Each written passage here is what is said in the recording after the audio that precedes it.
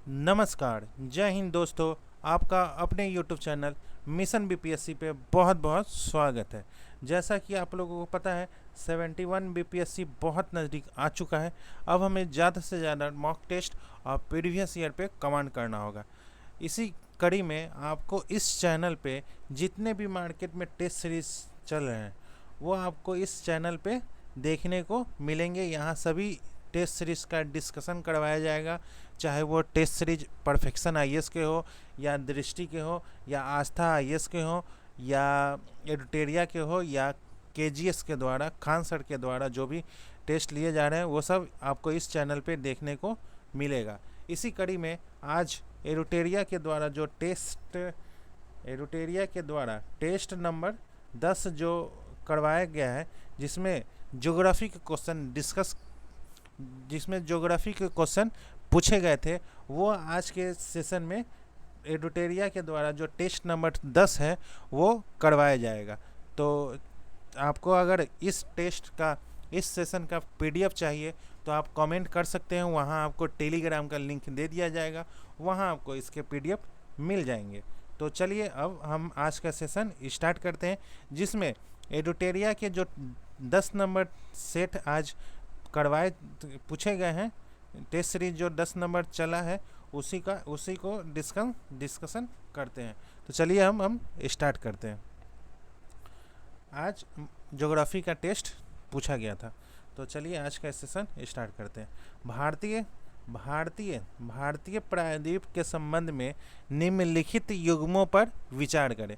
भारतीय प्रायद्वीप के संबंध में निम्नलिखित युग्मों पर विचार करना है, जैसे पूर्वी जेट स्ट्रीम शीत मानसून, पश्चिमी जेट स्ट्रीम जो है वो गर्मी मानसून। निम्नलिखित में से कौन सा युग्म सही सम्मिलित नहीं है वो पूछा जा रहा है। तो इसका राइट आंसर होगा ऑप्शन नंबर सी, एक और दोनों सही सम्मिलित नहीं है, क्योंकि ये पूर्वी जेट स्ट्रीम जो है वो गर्मी के मानसून में दिखाई देते हैं, जबकि पश्चिमी जो है वो शीत मौसम में। चलिए अब हम आते हैं अगले क्वेश्चन पे। निम्नलिखित जलवायु क्षेत्रों को उसके कोपेन वर्गीकरण से मिलान करें। निम्नलिखित जलवायु क्षेत्र जो है उसको उनके कोपेन वर्गीकरण से मिलान करना है। यहाँ एक तरफ कोपेन वर्गीकरण है, दूसरे तरफ क्षेत्र है। तो सी डब्ल्यू जी जो है वो इसका आते हैं सी डब्ल्यू जी जो है वो गंगा का मैदान और पूर्वी राजस्थान में बहता है, सी डब्ल्यू जी। अब बी एच डब्ल्यू जो है वो उत्तर पश्चिम गुजरात और पश्चिमी राजस्थान और पंजाब के कुछ क्षेत्रों में होता है। उत्तर पश्चिम गुजरात और पंजाब और राजस्थान के पश्चिम राजस्थान में होता है। और एएस जो है वो तमिलनाडु का कोरोमंडल तट होता है। और एएमडब्ल्यू जो है वो भारत का पश्चिम तट गोवा के दक्षिण में। तो इसका राइट आंसर होगा ऑप्शन नंबर बी, दूसरा का option number B right answer होगा। अब चलते हैं तीसरे क्वेश्चन। भारत में निम्नलिखित में से कौन सा क्षेत्र जो है वो महाद्वीपीय जलवायु की विशेषताओं को प्रदर्शित करता है। भारत में निम्नलिखित में से कौन सा क्षेत्र जो है वह महाद्वीपीय जलवायु की विशेषताओं को प्रदर्शित करता है। तो इसका राइट आंसर होगा ऑप्शन नंबर बी, दिल्ली जो है वो महाद्वीपीय जलवायु की विशेषता जो है वो गर्म ग्रीष्मकालीन और बहुत ठंडी सर्दियों होती है। दिल्ली और पंजाब सहित उत्तरी मैदान में इस प्रकार की जलवायु पाई जाती है। दिल्ली और पंजाब सहित उत्तरी मैदान में इस प्रकार की जलवायु पाई जाती है। कौन सी? महाद्वीपीय जलवायु। अब चलते हैं अगले क्वेश्चन में। भारत में अक्टूबर की गर्मी मुख्य रूप से निम्नलिखित कारणों से होती है। जो भारत में अक्टूबर की गर्मी होती है वो कौन से कारण से होती है? तो ऑप्शन नंबर बी, मानसून के बाद उच्च आर्द्रता और तापमान में वृद्धि के कारण जो अक्टूबर की गर्मी जो होती है वो मुख्य रूप से किसके कारण होती है? मानसून के उच्च आर्द्रता और तापमान में वृद्धि के कारण होती है। अब चलते हैं अगले क्वेश्चन पे। अंतर उष्ण कटिबंधीय अभिसरण क्षेत्र जो है ITCZ से संबंधित निम्नलिखित कथनों पर विचार करना है। यह भूमध्य रेखा पर स्थित एक निम्न दाब का क्षेत्र है जहां व्यापारिक हवाएं मिलती है।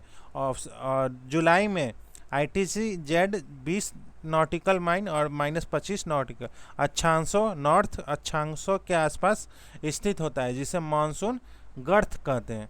तो गलत कथन का चयन करना है। इसमें कौन सा कथन जो है वो गलत है? ना तो एक और ना तो बी, ऑप्शन नंबर डी। इसका मतलब दोनों इसमें ये जो दोनों कथन है वो सही है।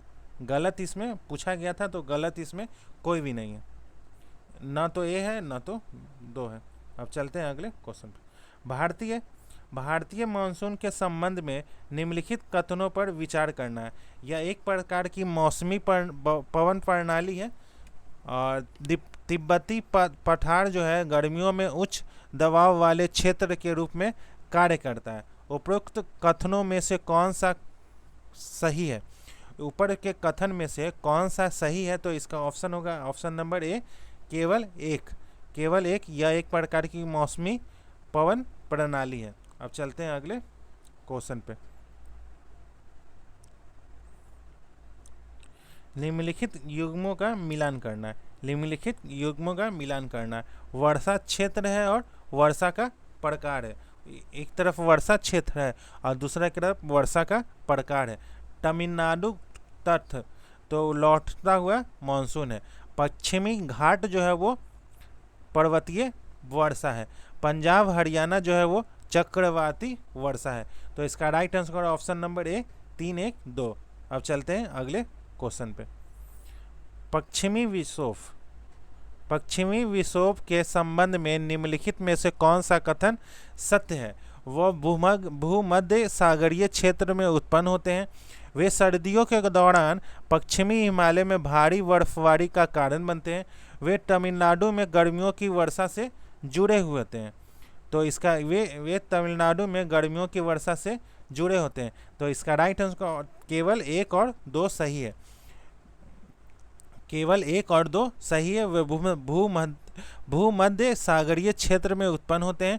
वे सर्दियों के दौरान पश्चिमी हिमालय में भारी बर्फबारी का कारण बनते हैं। वे तमिलनाडु में गर्मियों की वर्षा से नहीं जुड़े रहते हैं। इसका राइट आंसर इसका होगा तमिलनाडु में वर्षा जो है उत्तरी पूर्वी मानसून से होती है, पश्चिमी विक्षोभ से नहीं होती है। ये पश्चिमी विक्षोभ से तमिलनाडु में वर्षा नहीं होती है, वो होती है उत्तरी पूर्वी मानसून से होता है। तो इसका राइट आंसर होगा ऑप्शन नंबर बी, 1 और 2 सत्य है और 2 तीसरा गलत है।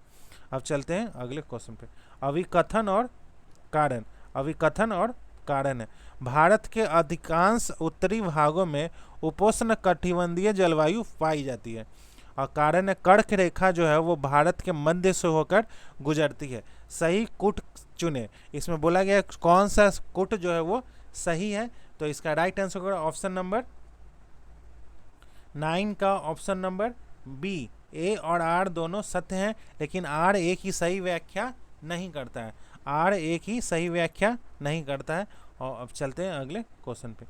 निम्नलिखित में से कौन सा युग्म सही सुमेलित है? घटना और संबंध सीजन जो होता है।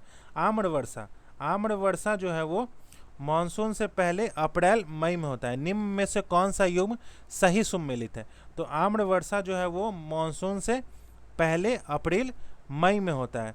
और अक्टूबर हीट जो है वो यह दक्षिण पश्चिम मानसून के बाद की वापसी के बाद अक्टूबर के दौरान भारत में अनुभव किए जाने वाले गर्म और आर्द्र मौसम को संदर्भित करता है। अक्टूबर हीट जो है वो सर्दी को नहीं बताता है, वो गर्म और आर्द्र मौसम को बताता है। और पश्चिमी विक्षोभ जो है वो भूमध्य क्षेत्र में उत्पन्न होने वाले अतिरिक्त उष्ण कटिबंधीय तूफान है जो उत्तर पश्चिम भारत में सर्दियों की बारिश और बर्फबारी लाते हैं। मानसून नहीं लाते हैं, वो सर्दियों की बारिश सर्दियों की बारिश और बर्फबारी लाते हैं, तो ये भी गलत है बी, और ऑप्शन नंबर सी भी गलत है। काल बैसाखी, काल बैसाखी जो है वो मानसून के बाद, तो काल बैसाखी जो है यह मानसून के बाद नहीं, मानसून के पहले, ये मानसून से पहले बंगाल और असम में शाम को आने वाला भयानक तूफान है, जो चाय, जूट और चावल की खेती के लिए उपयोगी होती है, तो मानसून के पहले है। तो इसका राइट आंसर होगा ऑप्शन नंबर ए केवल सही है, ऑप्शन नंबर ए केवल सही है। अब चलते हैं अगले क्वेश्चन। भूमध्य सागर से उत्पन्न होकर पश्चिमी जेट स्ट्रीम द्वारा भारत में लाई जाती है, यह कथन संबंधित है। भूमध्य सागर से उत्पन्न होकर पश्चिमी जेट स्ट्रीम जो है वो द्वारा भारत में लाई जाती है। पहला है पश्चिमी चक्रवाती विक्षोभ या पीछे हटता मानसून सीजन। सही कूट का चयन करना है, इसमें कौन सा कूट सही है, तो इसका राइट आंसर होगा ऑप्शन नंबर ए, केवल एक सही है, पश्चिमी चक्रवाती विक्षोभ। अब चलते हैं अगले नंबर क्वेश्चन पे। जेट स्ट्रीम और भारतीय जलवायु के संबंध में निम्नलिखित कथनों पर विचार करना है। पूर्वी जेट स्ट्रीम जो है वो सर्दियों के दौरान भारतीय उपमहाद्वीप पर हावी रहते हैं और उत्तरी भारत में पश्चिमी विक्षोभ जो है वो लाती है। और बी है पश्चिमी जेट स्ट्रीम जो है गर्मियों के दौरान विकसित होती है और दक्षिण पश्चिम मानसून की शुरुआत के लिए जिम्मेदार होती है। उपयुक्त में से कौन सा कथन सही है, तो इसका right answer option number D, न तो एक और न दो। पूर्वी जेट स्ट्रीम जो है वो सर्दियों में प्रबल नहीं होती है, पूर्वी जेट स्ट्रीम जो है वो सर्दियों में प्रबल नहीं होती है, यह गर्मियों जून से सितंबर के दौरान बनती है। अब चलते हैं अगले नंबर क्वेश्चन।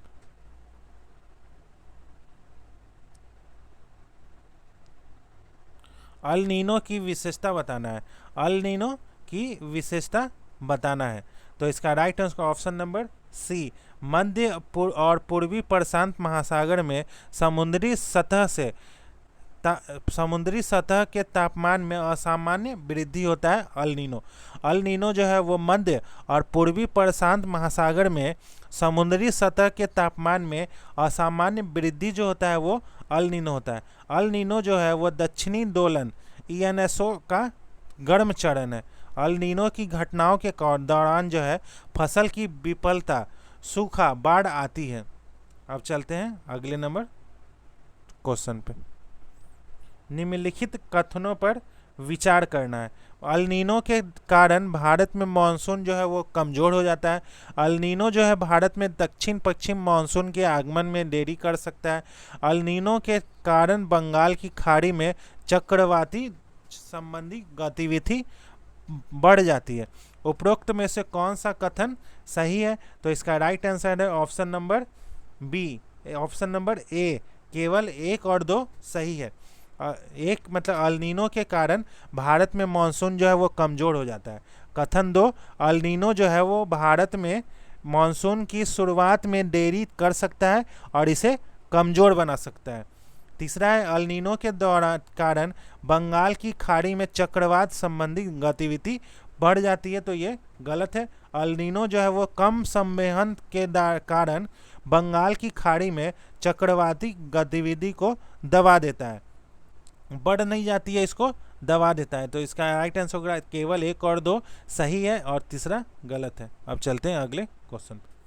वह प्राथमिक तंत्र क्या है जिसके माध्यम से अल नीनो जो है भारतीय मानसून को प्रभावित करता है। वह प्राथमिक तंत्र क्या है जिसके कारण माध्यम से अल नीनो जो है भारतीय मानसून को प्रभावित करता है, तो इसका राइट आंसर होगा ऑप्शन नंबर बी, व्यापारिक हवाओं और वाकर परिसंचरण का कमजोर होना। व्यापारिक हवाओं और वाकर परिसंचरण का कमजोर होना। अल नीनो के कारण जो है वो व्यापारिक बनने और वाकर परिसंचरण कमजोर हो जाते हैं, जिसके दबाव प्रवणता कम हो जाती है, और नमी का परिवहन जो है कमजोर हो जाता है, जिससे मानसून प्रभावित होती है। तो इसका राइट ऑप्शन नंबर बी।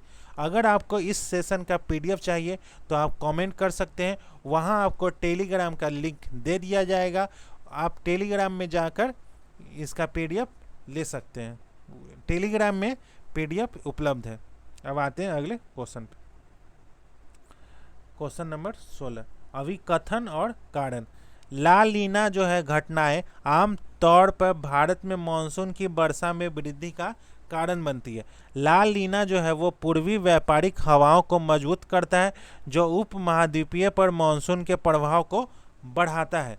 तो इसका राइट आंसर ऑप्शन नंबर ए और आर दोनों सत्य है, और आर एक ही सही व्याख्या करता है। ला लीना जो है वो पश्चिमी प्रशांत महासागर क्षेत्र में संवहन को बढ़ाता है, और ऑस्ट्रेलिया इंडोनेशिया में बाढ़ आती है। अब चलते हैं अगले क्वेश्चन। तमिलनाडु तट के बारे में निम्नलिखित कथनों पर विचार करना है। तमिलनाडु तट जो है वो दक्षिण पश्चिम मानसून की बंगाल की खाड़ी शाखा के समानांतर स्थित है। यह दक्षिण पश्चिम मानसून की अरब सागर शाखा के वर्षा छाया क्षेत्र में स्थित है। सही कोड का चयन करना है, कौन सा कोड सही है। तो इसका right answer option number C, 1 और 2 दोनों सही है। दक्षिण पश्चिम मानसून की अरब सागर शाखा के वर्षा छाया क्षेत्र में स्थित है। अब चलते हैं अगले क्वेश्चन पे। गंगा के मैदान में निम्न दाब की द्रोणी दक्षिण की ओर बढ़ने लगती है, और आसमान साफ हो जाता है, और तापमान में वृद्धि के कारण साथ साथ आर्द्रता भी बढ़ जाती है। सही परिघटना चुने, कौन सा सही परिघटना चुनना है, कौन सा सही है। तो इसका right answer option number B, लौटता हुआ मानसून। दक्षिण पश्चिम मानसून के मौसम में आसमान साफ रहता है, और तापमान में वृद्धि रहती है, तापमान में वृद्धि होती है। उच्च तापमान और आर्द्रता की स्थिति के कारण भूमि अभी भी नम होती है। अब चलते हैं अगले नंबर क्वेश्चन पे। ये जो टेस्ट सीरीज करवा रहा है वो एडिटोरिया के द्वारा टेस्ट नंबर 10 करवाया जा रहा है। अब चलते हैं अगले क्वेश्चन। भारत में औसत वार्षिक वर्षा के संबंध में निम्नलिखित कथनों पर विचार करना। भारत में औसत वार्षिक वर्षा के संबंध में निम्नलिखित कथनों पर विचार करना है। तो सबसे अधिक वर्षा जो है वो पश्चिमी तट और उत्तर पूर्वी उप हिमालयी क्षेत्र में होती है। दिल्ली, हरियाणा, पंजाब और दक्कन के पठार में 100 से 200 सेंटीमीटर के बीच वर्षा होती है। लद्दाख और पश्चिमी राजस्थान के अधिकांश हिस्सों में 50 सेंटीमीटर से कम वर्षा होती है। तो इसका right answer option number C, केवल 2। ऑप्शन नंबर सी, केवल 2। तो इसका right answer option number C, केवल 2। सबसे अधिक वर्षा जो है वो 200 सेंटीमीटर पश्चिमी घाट पूर्वोत्तर भारत, अंडमान निकोबार में होती है। अब चलते हैं अगले क्वेश्चन पे। क्वेश्चन नंबर 20, निम्नलिखित कथनों पर विचार करना है। लौह अयस्क के कुल भंडार का 95% केवल ओडिशा, झारखंड और छत्तीसगढ़ राज्यों में स्थित है। एशिया में लौह अयस्क का सबसे बड़ा भंडार जो है वो भारत में है। सही कूट का चयन करना, कौन सा सही है। तो इसका आंसर होगा केवल 2। राइट आंसर केवल 2 होगा, 2 सही है। लौह अयस्क के कुल भंडार का 95% हिस्सा जो है वो केवल ओडिशा, झारखंड, छत्तीसगढ़ और इसके साथ और भी होगा गोवा, कर्नाटक, तेलंगाना, आंध्र प्रदेश और तमिलनाडु में स्थित है। अब चलते हैं अगले क्वेश्चन। निम्नलिखित में से कौन सी लौह अयस्क खदान है, कौन सी लौह अयस्क खदान है निम्नलिखित में से। तो चलते हैं, तो इसका right answer option number D, उपरोक्त सही। कुद्रेमुख जो है वो लॉ-एस का खादान है। बादाम पहाड़ और बेला डीला जो है वो सब लॉ-एस के खादान है। जो बादाम पहाड़ जो है वो ओडिशा में है। बादाम पहाड़ जो है वो ओडिशा में है। और कुद्रेमुख जो है वो कर्नाटक में, KR कर्नाटक में है। और बेला डीला जो है वो छत्तीसगढ़ में, CH छत्तीसगढ़ में बेला डीला है। अब चलते हैं अगले नंबर क्वेश्चन पे। Balaghat, question number 22। बालाघाट, शिवमोगा और सुंदरगढ़ की खादानें किससे संबंधित है? ये सब जो खादानें हैं वो किससे संबंधित है? तो ऑप्शन नंबर ए मैग्नीज, मैग्नीज के खादान से ये सब संबंधित है। अब चलते हैं अगले क्वेश्चन पे। निम्नलिखित, क्वेश्चन नंबर 23, निम्नलिखित कथनों पर विचार करना। बॉक्साइट जो है मुख्य रूप से त्रिकत निक्षेपों में पाया जाता है और लेटेराइट चट्टानों से जुड़ा होता है। महाराष्ट्र में कोलाबा, थाने, रत्नागिरी, सतारा आदि बॉक्साइट के महत्वपूर्ण उत्पादक क्षेत्र हैं। मध्य प्रदेश के बालाघाट, छिंदवाड़ा, निमाड़, मंडला क्षेत्र में बॉक्साइट का उत्पादन होता है। तो इसका राइट आंसर है ऑप्शन नंबर सी, केवल 3। मध्य प्रदेश के बालाघाट, सिंधाड़ा, निमाड़ और मंडला क्षेत्र में बॉक्साइट का उत्पादन होता है। ये इसमें पूछा था कौन से गलत कथन हैं, तो इसका ऑप्शन नंबर 3 जो है वो गलत है, क्योंकि मध्य प्रदेश के बालाघाट, छिंदवाड़ा, निमाड़, मंडला क्षेत्र में बॉक्साइट का उत्पादन नहीं होता है, क्योंकि ये मैग्नीज का उत्पादन होता है, मैग्नीज का उत्पादन होता है। अब चलते हैं अगले क्वेश्चन पे। भारत में तांबे का सबसे बड़ा उत्पादक राज्य कौन है? भारत में जो है वो तांबे का सबसे बड़ा उत्पादक राज्य कौन है? तो option number B, Madhya Pradesh. Madhya Pradesh जो है वो भारत में तांबे का अग्रणी उत्पादक राज्य है और राजस्थान सबसे बड़े उत्पादक क्षेत्र में के रूप में दूसरे स्थान पे है। हालांकि राजस्थान के पास सबसे बड़ा रिजर्व है। राजस्थान के पास सबसे बड़ा रिजर्व मतलब कि वो रखे हुए बहुत ज़्यादा, लेकिन उत्पादन उतना नहीं होता है जितना मध्य प्रदेश में होता है। अब चलते हैं हम लोग अगले क्वेश्चन पे। क्वेश्चन नंबर 25, निम्नलिखित में से कौन सा भारत में उर्वरक उत्पादक क्षेत्र है? कौन सा उर्वरक उत्पादक क्षेत्र है? तो ऑप्शन नंबर ए, कोडरमा, गया, हजारीबाग, पठार। कोडरमा, गया, हजारीबाग, पठार। अब चलते अगले क्वेश्चन पे। कोयले के बारे में निम्नलिखित में से कौन सा कथन सही है? भारत में बिटुमिनस प्रकार के कोयले के भंडार अधिक हैं। झड़िया सबसे बड़ा कोयला क्षेत्र है। इसके बाद रानीगंज है।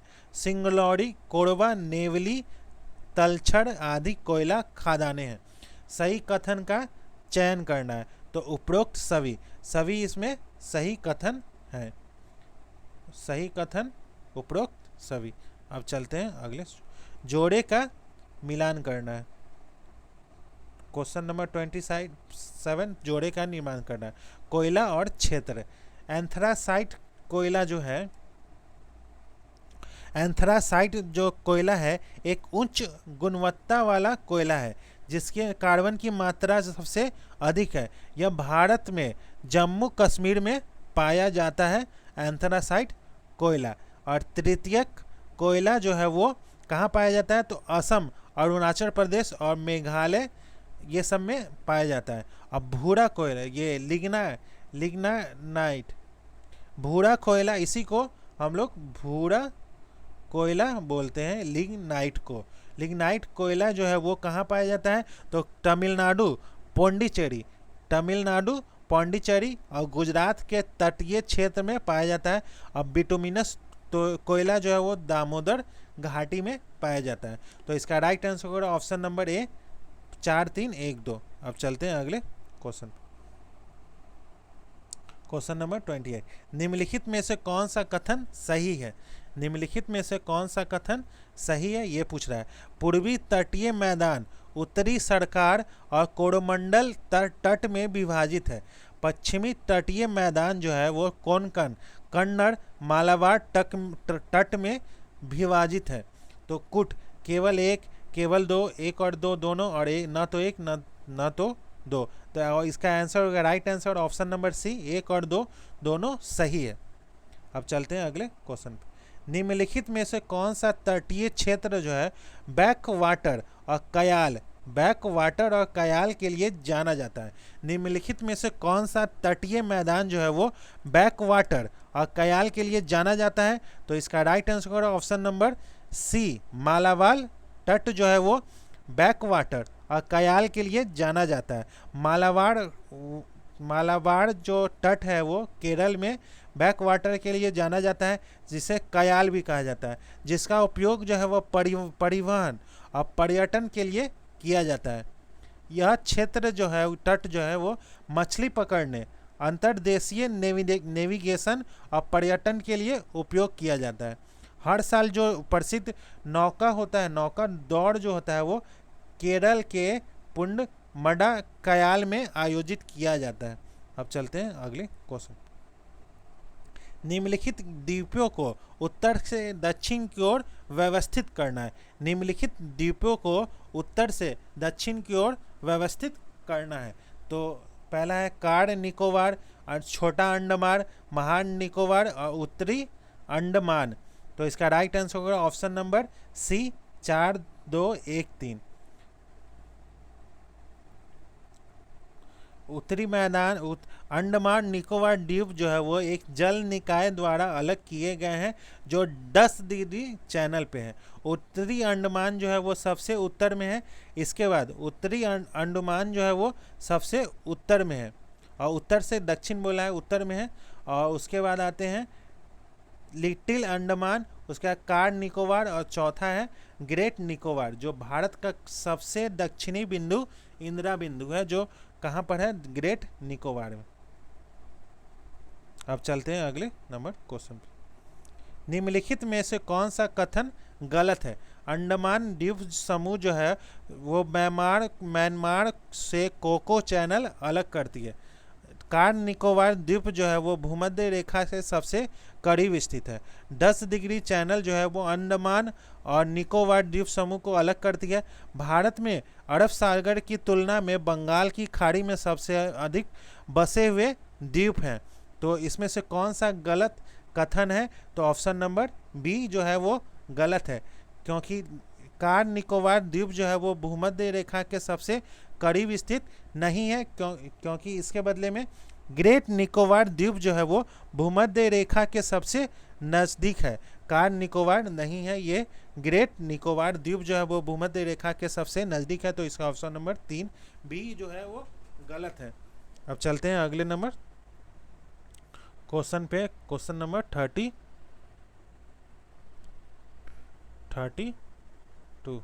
निम्नलिखित में से कौन से जोड़े सही है? बुंदेलखंड पठार जो है वो मध्य प्रदेश और उत्तर प्रदेश है। बघेलखंड पठार जो है वो छत्तीसगढ़ और झारखंड है। और कर्नाटक पठार जो है वो दक्कन पठार का पश्चिमी भाग है। सही कोड का चयन करना, इसमें कौन सा कोड सही है? तो आंसर ऑप्शन नंबर सी जो है वो 1 और 3 सही है। और बघेलखंड जो है वो मुख्य रूप से मध्य प्रदेश, उत्तर प्रदेश और छत्तीसगढ़ में है। झारखंड में बघेलखंड पठार जो है वो नहीं है, तो इसलिए ऑप्शन नंबर 1 और 3 सही है। अब हम लोग चलते हैं अगले क्वेश्चन पे। पश्चिमी घाट को स्थानीय रूप से किस नाम से जाना जाता है? सह्याद्री जो है वो केरल, नीलगिरी पहाड़िया जो है कर्नाटक तमिलनाडु, अन्नामलाई पहाड़िया जो है वो कर्नाटक। तो सही कथन का चयन करना, इसमें कौन सा कथन सही है? तो पश्चिमी घाट को स्थानीय रूप से विभिन्न नामों से जाना जाता है, जैसे महाराष्ट्र में सह्याद्री जो है वो केरल में नहीं है, ये महाराष्ट्र में MH महाराष्ट्र। नीलगिरी पहाड़ियाँ जो है वो कर्नाटक और तमिलनाडु, ये सही है। और अन्नामलाई पहाड़ियाँ जो है वो केरल में है, न कि कर्नाटक में। के आर, तो इसका राइट आंसर करो ऑप्शन नंबर सी, केवल 2 सही है और 1 और 3 गलत है। अब चलते हैं अगले क्वेश्चन। भारत के प्रायद्वीपीय पठार को उच्चावच विशेषताओं के आधार पर कितने समूह में विभाजित किया गया है? भारत के प्रायद्वीपीय पठार जो है वो ऊंचावच विशेषताओं के आधार पर कितने समूह में विभाजित किया गया है? तो इसका राइट आंसर ऑप्शन नंबर 3 समूह में विभाजित किया है भारत के ऊंचावच। पहला जो है वो दक्कन का पठार, पहला जो है वो दक्कन का पठार, और दूसरा जो है वो मध्य हाईलेट्स, और तीसरा जो है वो पूर्वोत्तर पठार। अब चलते हैं अगले नंबर क्वेश्चन। पूर्वी और पश्चिमी घाट की निम्नलिखित पहाड़ियों को उनकी सर्वाधिक ऊंचाई चोटियों के अवरोही क्रम में लिखना है। कौन सी चोटी जो है वो सबसे ऊंची है? तो अन्नामलाई है पहला, दूसरा नीलगिरी पहाड़ियाँ हैं, नल्ला मल्ला पहाड़ियाँ हैं, और सेवराय पहाड़ियाँ हैं। तो पहला अन्नामलाई जो पहाड़ियाँ हैं वो केरल और तमिलनाडु में है, जिसकी ऊंचाई जो है वो चोटी जो है 2695 मीटर है, पश्चिमी घाट। अब दूसरा है नीलगिरी पहाड़ियाँ जो है वो तमिलनाडु में है, जिसका ऊंचाई जो है 2637 मीटर है। और तीसरा जो है नल्ला मल्ला पहाड़ियाँ जो है वो आंध्र प्रदेश में है, जिसकी ऊंचाई जो है 1100 से 1200 मीटर है। और चौथी है सेवराय पहाड़ियाँ जो है वो तमिलनाडु में है, जिसकी ऊंचाई जो है 1620 मीटर है। तो इसका राइट आंसर ऑप्शन नंबर ए 1 2 3 4। एक 2695 है, दूसरा है 2637 है, चौथा है 1620 है, और तीसरा है 1100 से 1200। अब चलते हैं अगले क्वेश्चन पे। पूर्वोत्तर पठार की भूवैज्ञानिक विशेषताओं के संबंध में निम्नलिखित कथनों पर विचार करना है। यह मुख्य रूप से ग्रेनाइट और नीस से बना होता है। यह मुख्य रूप से पठार जो है वो कई 200 और घाटियों द्वारा विच्छेदित है। यहाँ टेक्टोनिक अस्थिरता के संकेत जो है वो दिखाई देते हैं। निम्नलिखित में से कौन सा कथन जो है वो सही है? तो इसका right answer option number C 1 2 और 3 सभी कथन सही हैं। अगर आपको इस सेशन का पीडीएफ चाहिए तो आप कमेंट कर सकते हैं, वहां आपको टेलीग्राम का लिंक दिया जाएगा। आप जाके टेलीग्राम लिंक को ज्वाइन कर लें, वहां आपको इस सब जितने भी सेशन होंगे, जितने भी मार्केट में टेस्ट सीरीज हैं, वो सब का पीडीएफ वहां उपलब्ध मिल जाएगा आपको। अब चलते हैं अगले नंबर क्वेश्चन पे। Question number 37। निम्नलिखित के मध्य हाईलैंड्स के भीतर पश्चिम से पूर्व की ओर व्यवस्थित करें। पश्चिम से पूर्व की ओर व्यवस्थित करना है। मारवा का पठार, बुंदेलखंड खंड का पठार, बघेल खंड का पठार, या छोटा नागपुर का पठार। तो इसका राइट आंसर पहला है मालवा का पठार है, दूसरा बुंदेल खंड का पठार है, तीसरा है बघेल खंड पठार है, चौथा है छोटा नागपुर का पठार। तो इसका right answer option number B 1 2 3 4 सभी क्रम में। अब चलते हैं अगले क्वेश्चन पे। ग्रेट हिमाद्री के बारे में निम्नलिखित में से कौन सा कथन सही नहीं है? उसके बारे में पूछना है। इसमें माउंट एवरेस्ट और कंचनजंगा जैसी सबसे ऊंची चोटियां हैं, ये सही है। यह अत्यधिक हिमाच्छादित है और इसका भूभाग जो है वो उबड़ खाबड़ है, ये भी सही है। इसकी औसत ऊंचाई जो है वो 4000 मीटर है। इसकी औसत ऊंचाई जो है वो 4000 मीटर नहीं है, जबकि 6000 मीटर है। इसकी औसत ऊंचाई जो है वो 6000 मीटर से अधिक है। यह सबसे निरंतर श्रृंखला बनाती है। तो इसका राइट, तो इसका इस कौन सा कथन सही नहीं है? तो option number C, option number C सही नहीं है, क्योंकि इसकी ऊंचाई जो है वो 4000 मीटर नहीं है, 6000 मीटर है। अब चलते हैं अगले क्वेश्चन पर।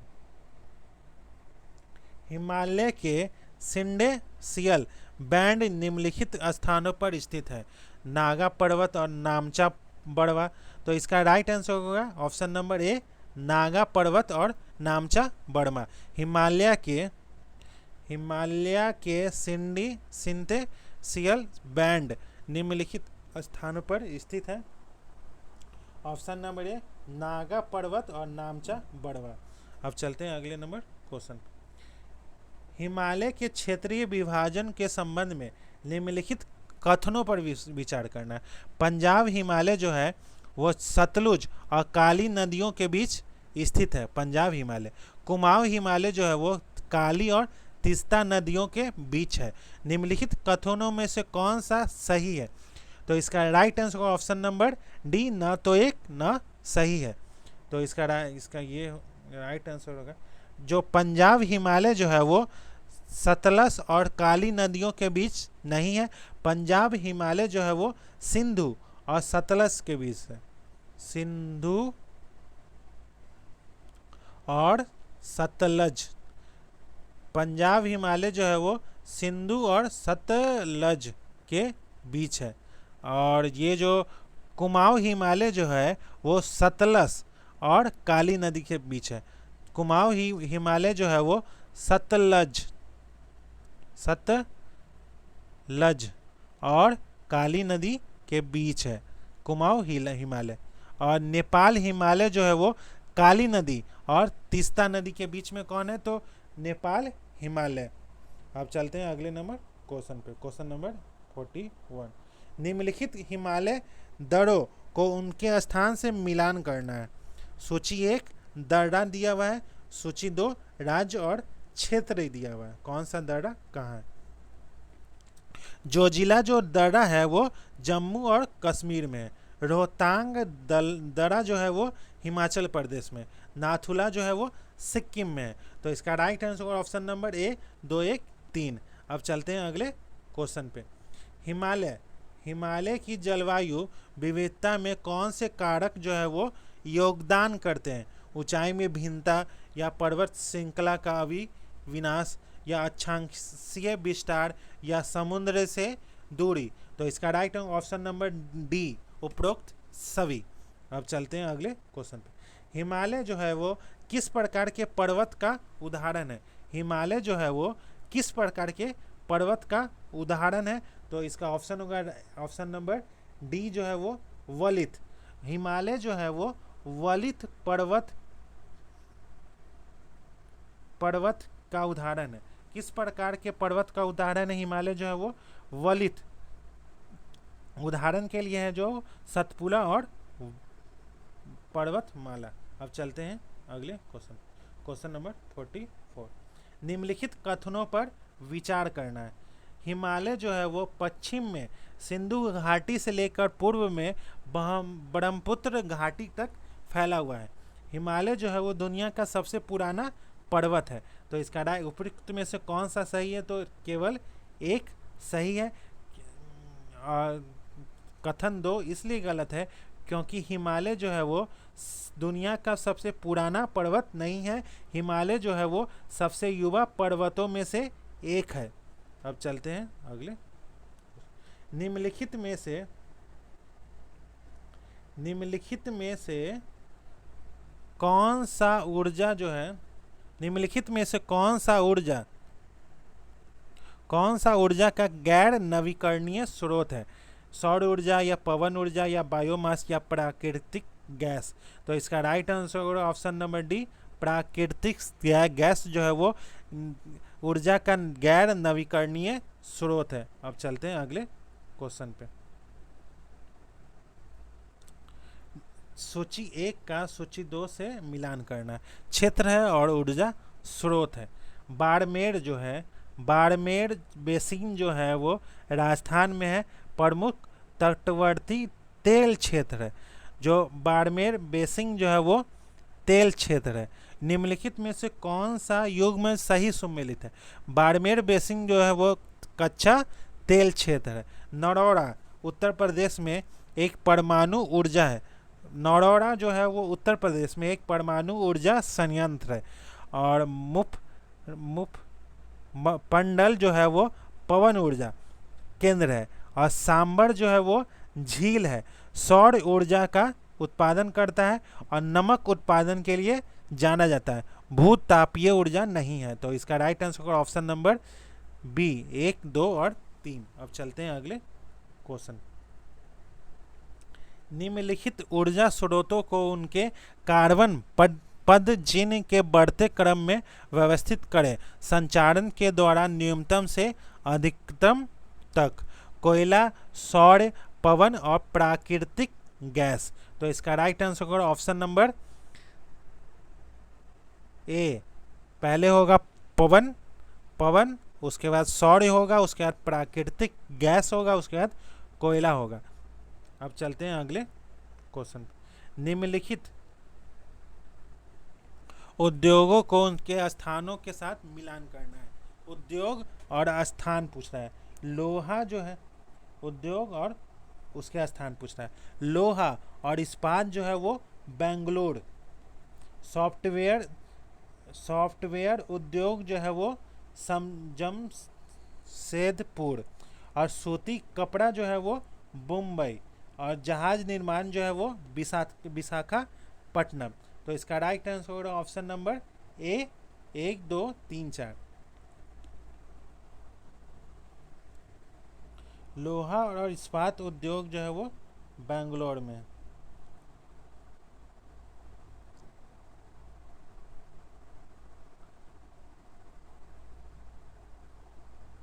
अब चलते हैं अगले क्वेश्चन। निम्नलिखित में से कौन खरीफ कौन जो है वो खरीफ फसल नहीं है? निम्नलिखित में से कौन खरीफ फसल जो है वो नहीं है? कपास, बाजरा, जौ या मक्का। तो इसका राइट आंसर होगा ऑप्शन नंबर सी, जौ। खरीफ फसल जो है वो जून और सितंबर में उगाई जाती है, जिसके उदाहरण है चावल,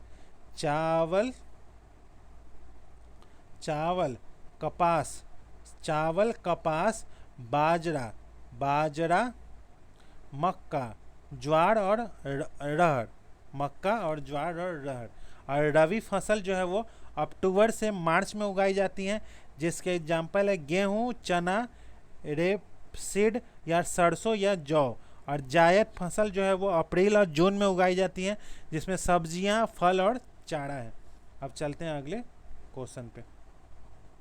निम्नलिखित में से कौन भारत का प्रमुख औद्योगिक क्षेत्र कौन सा है? उद्योग का क्षेत्र जो है वो कौन सा है? तो ऑप्शन नंबर डी जो है वो बेंगलोर और तमिलनाडु क्षेत्र जो है वो प्रमुख औद्योगिक क्षेत्र है। अब चलते हैं अगले क्वेश्चन। निम्नलिखित का मिलान करना है। उद्योग है और उसके क्षेत्र है। जूट मिल जो है वो पहली जूट मिल जो है वो 1855 में रिसरा में पहली जूट मिल स्थापित की गई थी। और इसको ने पहला कारखाना जो है वो कहाँ स्थापित किया था? तो हीरापुर में, और बाद में कुल्टी में स्थापित किया। पहला हीरापुर में। पहला बंदरगाह जो आधारित इस्पात संयंत्र जो है वो कहाँ स्थापित किया था? तो आंध्र प्रदेश के विशाखापट्टनम में। पहला आधुनिक कपास मिल जो है वो मुंबई में। तो इसका right answer option number C, 4, 2, 1, 3। अब चलते हैं अगले क्वेश्चन। निम्नलिखित में से कौन सी भारत में हरित क्रांति की विशेषता नहीं थी? कौन सी नहीं थी? तो ऑप्शन नंबर बी, खेती के क्षेत्र का विस्तार जो है वो हरित क्रांति की विशेषता नहीं थी। अब चलते हैं अगले क्वेश्चन। निम्नलिखित युग्मों का सही मिलान करना है। निम्नलिखित युग्मों का कृषि का प्रकार है और विशेषताएं हैं। कृषि का प्रकार और विशेषताएं हैं, जैसे स्थानांतरित खेती जो है वो क्या होती है। स्थानांतरित खेती जो है वो क्या होती है, तो जंगलों में छोटे छोटे हिस्सों में किया गया अभ्यास। जंगलों में छोटे छोटे हिस्सों में जो आदिवासी वन क्षेत्रों में छोटे छोटे भूखंडों पर स्थानांतरित खेती होती है। अब बागान कृषि में चाय कॉफी जैसे एकल फसल पर ध्यान दिया जाता है, जिससे साइट पर प्रसंस्करण किया जा सके। बागान गहन निर्वाह कृषि, गहन जो है वो निर्वाह कृषि जो है वो खेती में उच्च जो श्रम है इनपुट के साथ छोटी भूमि का उपयोग किया जाता है। छोटी भूमि का उपयोग किया जाता है गहन निर्वाह कृषि में। तो तीसरा का चौथा, वाणिज्यिक ये खेती में उच्च पूंजी निवेश, कम श्रम निवेश। ऑप्शन नंबर ए 2, 3, 4, 1। अब चलते हैं अगले। नदियों का उत्तर से दक्षिण की ओर सही क्रम क्या है। नदियों का उत्तर से दक्षिण की ओर सही क्रम क्या है, तो ऑप्शन नंबर ए नर्मदा, ताप्ती, गोदावरी और कावेरी। ऑप्शन ए सही है। अब चलते हैं अगले क्वेश्चन पे। निम्नलिखित कथनों पर विचार करना है। केवल बांग्लादेश और चीन पाकिस्तान से भारत के 5 राज्यों और केंद्र शासित प्रदेश की सीमा लगती है। केवल बांग्लादेश और चीन 5 से जुड़ा हुआ है। हिमाचल पर गुजरात, पंजाब, लद्दाख और जम्मू कश्मीर। नेपाल जो है वो 5 से जुड़ा हुआ है। सिक्किम, पश्चिम बंगाल, बिहार, उत्तर प्रदेश, उत्तराखंड। म्यांमार जो है वो अरुणाचल प्रदेश, नागालैंड, मिजोरम, मणिपुर। भूटान जो है वो पश्चिम बंगाल, सिक्किम, अरुणाचल प्रदेश, असम। और अफगानिस्तान जो है वो 1 से लगा हुआ है। अब चलते हैं अगले क्वेश्चन नंबर 56। Question number 56। निम्नलिखित कथनों पर विचार करना है। हिमालय जो है वो हिमाद्री के दक्षिण में स्थित है। हिमालय जो है वो हिमाद्री के दक्षिण में स्थित है। महानदी कावेरी, ताप्ती और कृष्णा नदी का मुहाना जो है वो बंगाल की खाड़ी में है। पश्चिम तटीय मैदान पूर्वी तटीय मैदान की तुलना में अपेक्षाकृत जो है वो अधिक चौड़ा है। तो असत्य कथन कौन सा है, तो ऑप्शन नंबर सी केवल 2 और 3 असत्य हैं। हिमालय जो है वो हिमाद्री के दक्षिण में स्थित है। और जो महानदी जो कावेरी ये सब जो है वो कृष्णा नदी का मुहाना बंगाल की खाड़ी में नहीं है। अब चलते हैं, बंगाल की खाड़ी में गिरती है। अब चलते हैं अगले क्वेश्चन। 56 नंबर का आंसर होगा ऑप्शन नंबर सी।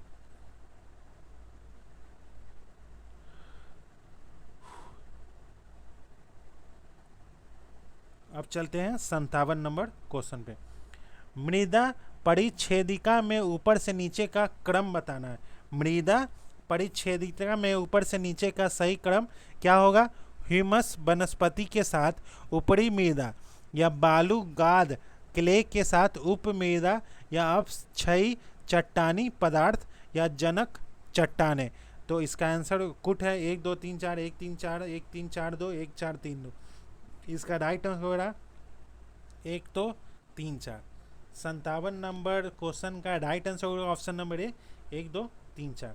अब चलते हैं हम लोग अगले क्वेश्चन पे। मृदा निर्माण की दर को क्या प्रभावित करता है। मृदा जो निर्माण की दर है उसको क्या प्रभावित करता है। जलवायु, तापमान, वर्षा या अपक्षय। तो इसका right answer option number D, जलवायु, तापमान, वर्षा और अपक्षय। अब चलते हैं अगले क्वेश्चन। निम्नलिखित कथनों पर विचार करें।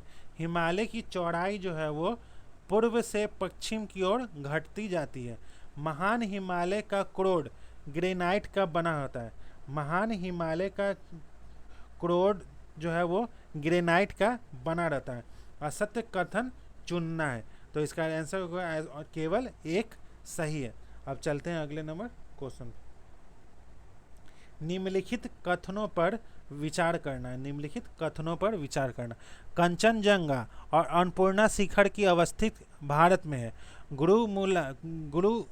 गुरुला और मंदाता शिखर नेपाल में, जबकि नंगा पर्वत शिखर जो है वो भारत में स्थित है। सही कथन कौन सा है? तो केवल दो जो है वो इसका सही कथन है। अब इसके बारे में कुछ जान लेते हैं। माउंट एवरेस्ट जो है वो कहाँ है? नेपाल में है। कंचनजंगा जो है वो भारत में है, और मकालू जो है वो नेपाल में है। धौलागिरी जो है वो नेपाल में है। नंगा पर्वत जो है वो भारत में है। अन्नपूर्णा जो है वो नेपाल में है। नंदा देवी जो है वो भारत में है। कामेद जो है वो भारत में है। नामचा बड़ुआ जो है वो भारत में है। गुरुला मंदाता जो है वो नेपाल में। अब चलते हैं अगले क्वेश्चन। Question number 68। निम्नलिखित कथनों पर विचार करना। अरावली जो की पहाड़ियाँ जो है वो गुजरात से लेकर दिल्ली तक फैली हुई है। अरावली की पहाड़ियाँ जो है भारत की प्राचीनतम पहाड़ियाँ हैं। सत्य कथन चुनना है, तो इसका right answer option number C 1 और 2 दोनों सही है। अब चलते हैं अगले क्वेश्चन पे। गलत कथन का चयन करना है। गलत कथन का चयन करना है। ब्रह्मपुत्र नदी जो है वो तिब्बत की मानसरोवर झील के पश्चिम से निकलती है और अरुणाचल प्रदेश में भारत में प्रवेश करती है। बी है सिंधु नदी जो है अटक में पर्वतीय क्षेत्र से बाहर निकलती है। कोयना कृष्ण की सहायक नदी है, और भारत में दूसरा सबसे बड़ा जल प्रपात जो है वो कावेरी नदी बनाती है। इसमें कौन सा गलत होगा वो बताना है। तो ब्रह्मपुत्र नदी जो है वो तिब्बत की मानसरोवर झील के पश्चिम से निकलती है और अरुणाचल प्रदेश में भारत में प्रवेश करती है। भारत में दूसरा सबसे बड़ा जल प्रपात जो है वो कावेरी नदी बनाती है। इसे शिव मुद्रम के नाम से कहा जाता है। अब चलते हैं इसका राइट आंसर ऑप्शन नंबर ए। ऑप्शन नंबर ए जो है वो गलत कथन है, इसका राइट आंसर होगा। ब्रह्मपुत्र नदी जो है वो तिब्बत की मानसरोवर झील के पूर्व और सिंधु एवं सतलज के स्रोतों से काफ़ी नज़दीक से निकलती है। यह पश्चिम में होगा, ये पूर्व होगा। अब चलते हैं अगले क्वेश्चन। निम्नलिखित कथनों पर विचार करना है। कावेरी जो है वो कावेरी ब्रह्मगिरी श्रृंखला से निकलती है और तमिलनाडु में कुडलोल के दक्षिण में बंगाल की खाड़ी में मिल जाती है। ब्राह्मणी एवं वैतरणी नदियां पश्चिम की ओर बहती है। असत्य कथन का चयन करना, तो इसका राइट ऑप्शन नंबर बी केवल 2। कावेरी जो है वो पश्चिम घाट के ब्राह्मणी श्रृंखला से निकलती है और तमिलनाडु के कुडलोल के दक्षिण के बंगाल की खाड़ी में मिल जाती है। इसकी लंबाई 760 किलोमीटर है। ब्राह्मणी और बैतरणी नदी पश्चिम की ओर बहती है। असत्य कथन का चयन करना है, तो ब्राह्मणी और वैतरणी नदी दोनों ही नदियाँ पश्चिम की ओर नहीं बहती है, पूर्व की ओर बहती है। तो इसका right answer option number B केवल 2 असत्य है। अब चलते हैं अगले। निम्न विशेषताएं किस प्रकार के वनस्पति की हैं? निम्न विशेषताएं जो है वो किस प्रकार की वनस्पति की हैं? यहाँ वृक्ष, झाड़ियाँ और लताएं उगती हैं। इन वनों में आवनुस के वृक्ष पाए जाते हैं। इन वनों में पक्षी चमगादड़ और कई रेंगने वाले जीव पाए जाते हैं। तो इसका right answer option number B उष्ण कटिबंधीय वर्षा वन। उष्ण कटिबंधीय वर्षा वन। अब चलते हैं अगले क्वेश्चन। निम्नलिखित कथनों पर विचार करना है। फल और बागान प्राकृतिक वनस्पति हैं। वनस्पति जगत शब्द का अर्थ किसी विशेष क्षेत्र में किसी समय में पौधों की उत्पत्ति से है। हमारे देश में मुख्य रूप से 5 प्रकार की प्राकृतिक वनस्पतियां पाई जाती हैं। उपरोक्त में से कितने कथन जो है वो असत्य हैं? तो इसका आंसर होगा केवल एक जो है वो कथन वो असत्य है। फल और बागान जो है वो फल प्राकृतिक वनस्पति का अर्थ है वनस्पति का वह भाग जो मनुष्य की सहायता के बिना अपने आप पैदा होता है और लंबे समय तक उन पर मानवीय प्रभाव नहीं पड़ता है। इसे अक्षत वनस्पति कहते हैं। हमारे देश में निम्न प्रकार की वनस्पतियां पाई जाती हैं। पहला, उष्ण कटिबंधीय सदाबहार वन, उष्ण कटिबंधीय पर्णपाती वन, उष्ण कटिबंधीय कंटीली वन और झाड़ियाँ, पर्वतीय वन और मैंग्रोव वन। अब चलते हैं अगले नंबर क्वेश्चन पे। Question number 66। भारतीय वनों के संबंध में निम्नलिखित कथनों पर विचार करना है। उष्ण कटिबंधीय सदाबहार वन मुख्य रूप से पश्चिमी घाट के पूर्वी डाल पर पाई जाती हैं। उष्ण कटिबंधीय सदाबहार वन या अरावली पर्वत श्रृंखला पर पाई जाती है। उष्ण कटिबंधीय सदाबहार वनों के प्रमुख वृक्ष जो है वो रोजवुड, महोगनी, सिनकोना आदि हैं। भारत के सर्वाधिक क्षेत्र पर उष्ण कटिबंधीय सदाबहार वनों के वृक्षों का विस्तार है। कत्था बनाने के लिए उपयुक्त खैर वृक्ष जो है वो एक प्रकार का शुष्क पर्णपाती वृक्ष है। उपयुक्त में से कौन सा सत्य कथन है? तो इसका right answer option number A, केवल 3 और 5 जो है वो सत्य है। केवल 3 और 5 जो है वो सत्य है। उष्ण कटिबंधीय सदाबहार वन जो है वो वर्षा वाले क्षेत्रों में होते हैं, विशेषकर पश्चिमी घाट के पश्चिमी पर। ये वन जो है पश्चिमी घाट के पूर्वी ढाल पर नहीं होते हैं, पश्चिमी घाट के पश्चिमी ढाल पर पाए जाते हैं। उष्ण हालांकि मुख्य रूप से यह पश्चिमी ढाल पर अधिक सघन पाए जाते हैं, लेकिन पूर्वी ढाल पर ये कुछ क्षेत्रों में पाए जाते हैं। अब चलते हैं अगले क्वेश्चन पर। Question number 67। हिमालय पर्वतीय क्षेत्र के में नीचे से ऊपर की ओर जाने पर पाई जाने वाली वनस्पतियों का सही क्रम कौन सा है? तो इसका right answer option number C. पहले पर्णपाती वन होता है, दूसरा होता है आर्द्र शीतोष्ण कटिबंधीय वन होता है, शीतोष्ण कटिबंधीय घास और लाइकेन। अब चलते हैं अगले नंबर क्वेश्चन पे। इस मृदा में ह्यूमस की मात्रा कम होती है और इस मृदा में कर्नाटक, केरल और तमिलनाडु में चाय और कॉफ़ी उगाई जाती है। ये विशेषता किस मिट्टी के संबंध में है? तो इसका answer option number D, laterite मिट्टी के संबंध में है। अब चलते हैं अगले नंबर क्वेश्चन नंबर 69। निम्नलिखित कथनों पर विचार करना है। बहता जल जो है वो मृति कायायुक्त मृदाओं को काटते हुए घड़ी वाहिकाएं बनाता है, जिसे चादर अपर्दन कहते हैं।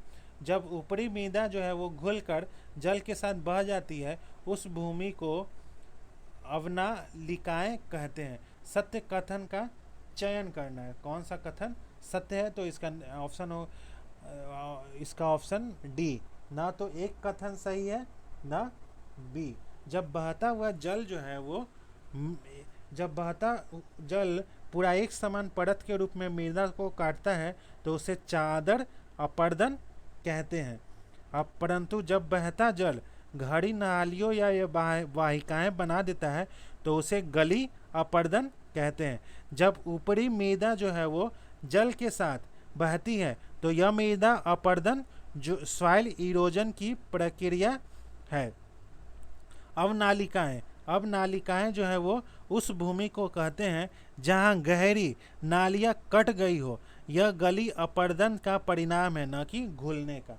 अब चलते हैं अगले नंबर क्वेश्चन पे। Question number 70। निम्न कथनों पर विचार करना।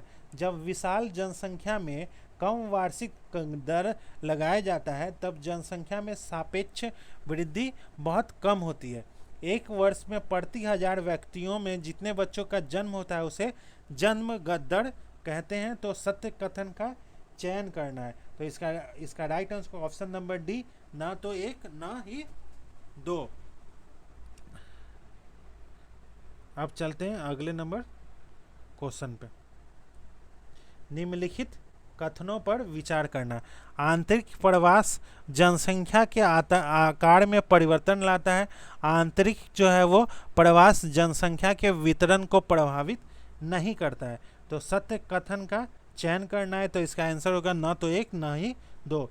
आंतरिक जो प्रवास जो है वो जनसंख्या के आकार में कोई परिवर्तन नहीं लाता है, लेकिन यह एक देश के भीतर जनसंख्या के वितरण को प्रभावित करता है। अब चलते हैं अगले नंबर क्वेश्चन पे। कृष्ण नदी। कृष्ण नदी जो है वो, कृष्ण नदी जल विवाद किन राज्यों के मध्य है? कृष्ण नदी जल विवाद जो है वो किन राज्यों के मध्य है?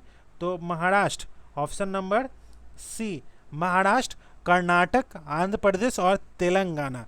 महाराष्ट्र, कर्नाटक, आंध्र प्रदेश और तेलंगाना। अब चलते हैं 73 नंबर। सूची 1 का सूची 2 से मिलान करना। नदी दिया है और बांध दिया है, कौन से नदी पे कौन सा बांध है वो बताना है। नर्मदा, नर्मदा नदी पर ओंकारेश्वर बांध है। और चंबल नदी पर राणा प्रताप सागर बांध है। कृष्णा नदी पर नागार्जुन सागर है और कावेरी पर मैथुर बांध है। तो इसका right answer option number D. 73 का राइट आंसर होगा ऑप्शन नंबर डी, 4-2-1 दिन। अब चलते हैं अगले क्वेश्चन पे। सलाल, सलाल प्रोजेक्ट का संबंध किस नदी से है? सलाल प्रोजेक्ट का संबंध जो है वो किस नदी से है? तो चिनाब नदी से है। सलाल परियोजना का संबंध जो है जम्मू कश्मीर में स्थित एक जल विद्युत परियोजना है। यह परियोजना जो है वो चिनाब नदी पर है। सलाल बांध जो है वो भारत और पाकिस्तान के बीच सिंधु जल संधि के अंतर्गत चर्चित रहा है। इसकी कुल स्थापित क्षमता जो है वो 690 मेगावाट होती है। अब चलते हैं अगले नंबर क्वेश्चन पे। Question number 75। रोडोडेंड्रोन, सिल्वर फल और जूनिफर किस प्रकार के वन से संबंधित हैं? कौन से प्रकार के वन से संबंधित हैं? तो इसका right answer option number C, पर्वतीय वन से संबंधित है। तो दोस्तों ये रहा एडुटेरिया के द्वारा जो टेस्ट नंबर 10 हुआ है उसका डिस्कशन आज के सेशन में हुआ है। अभी ये पार्ट 1 है। पार्ट 1 में 1 से लेकर 75 क्वेश्चन तक डिस्कस किया जा चुका है। अगर आपको इसका PDF चाहिए तो आप एक कमेंट कर दीजिएगा इस वीडियो के नीचे। वहाँ आपको टेलीग्राम का लिंक दे दिया जाएगा। वहाँ आपको टेलीग्राम लिंक दे दिया जाएगा। वहाँ आपको इसमें जितने भी टेस्ट सीरीज चल रहे हैं मार्केट में और जो अभी का सेशन है उस सब का PDF वहाँ टेलीग्राम लिंक में मिल जाएगा। तब तक के लिए इस चैनल से जुड़े रहिए। आपको इस चैनल पे जितने भी मार्केट में टेस्ट सीरीज चल रहे हैं, चाहे वो परफेक्शन IAS के हो, दृष्टि के हो, संस्कृति के हो या इम्तहान IAS के हो या एडुटेरिया के हो, सभी आपको इस चैनल पे देखने को मिलेगा टेस्ट सीरीज। साथ ही साथ PDF भी उपलब्ध करवाया जाएगा। तो आप इस चैनल से जुड़ सकते हैं। तब तक के लिए धन्यवाद। मिलते हैं अगले सेशन में।